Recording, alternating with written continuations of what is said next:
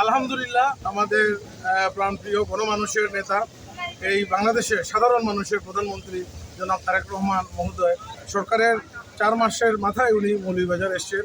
মৌলভীবাজারের উপকারভোগী যারা আমাদের মা বোন আছেন ওনাদেরকে সচ্ছল করার যে ওনার যে অঙ্গীকার,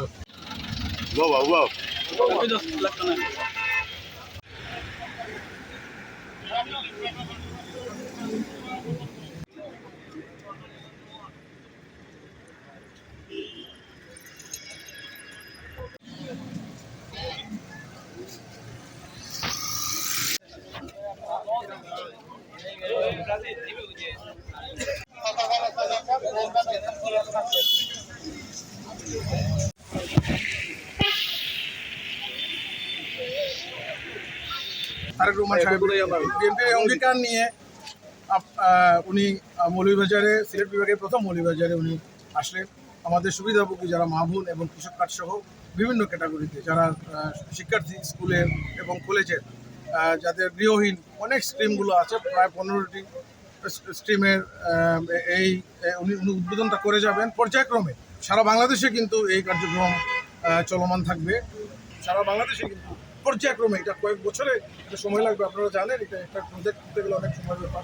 আমরা আশাবাদী ইনশাল্লাহ বাংলাদেশের সাধারণ মানুষের জীবন উন্নয়নের জন্য এবং ভাগ্য পরিবর্তনের জন্য এই সরকার যে স্কিম নিয়েছে, কাজ করছেন, আপনারা সবাই সহযোগিতা করুন।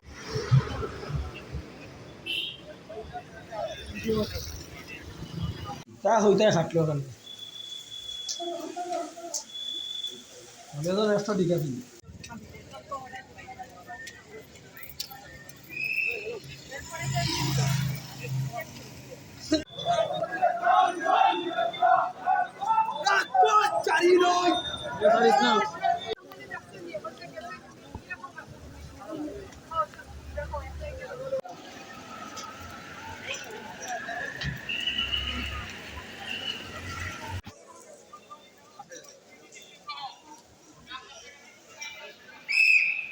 এই বৃষ্টি অপেক্ষা করে হাজার হাজার মানুষ আমাদের নেতা মাননীয় প্রধানমন্ত্রী জনাব তারেক রহমানকে আমরা বরণ করেছি। ইতিমধ্যে উনি মৌলভীবাজার শহর ক্রস করে শ্রীমঙ্গলের উদ্দেশ্যে রওনা দিয়েছেন।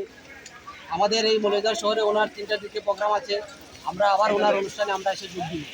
আপনারা দেখতে পাচ্ছেন এখানে এই বড় বৃষ্টির মধ্যে হাজার হাজার মানুষ রাস্তায় দাঁড়িয়েছিল। এইমাত্র আমাদের দেশনায়ক মাননীয় প্রধানমন্ত্রী তারেক রহমান সাহেব এসে পৌঁছেছেন মৌলভীবাজার এবং ইতিমধ্যে আমাদের ক্রস করে চলে গেছেন। তা আপনারা সবাই বিকেল 3টায় যে মৌলভীবাজার সরকারি উচ্চ বিদ্যালয় মাঠে এখানে কৃষি ফ্যামিলি কার্ড বিতরণ করা হবে, আপনারা সবাই উপস্থিত থাকবেন।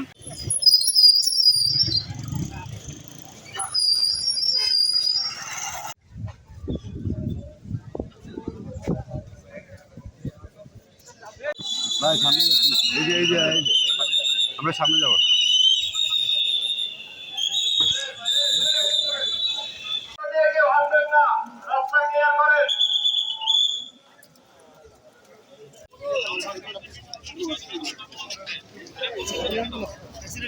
কেউ রাস্তায় নামবেন না, সবাই ফুটপাত দিয়ে হাঁটেন।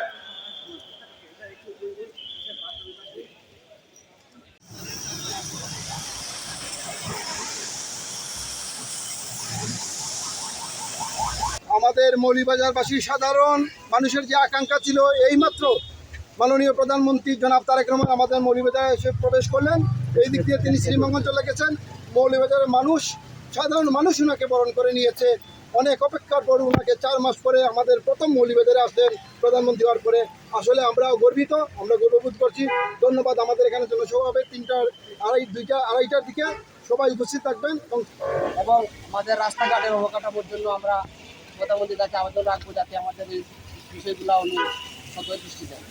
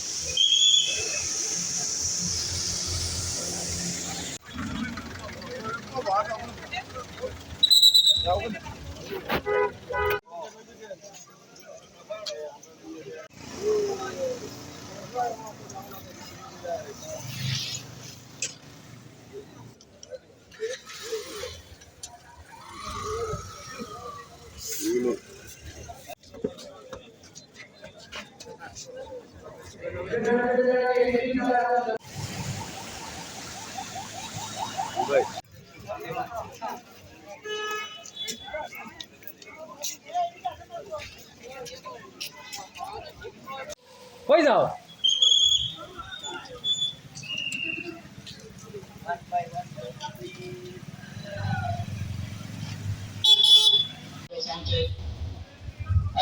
তোমার এখানে কি তুমি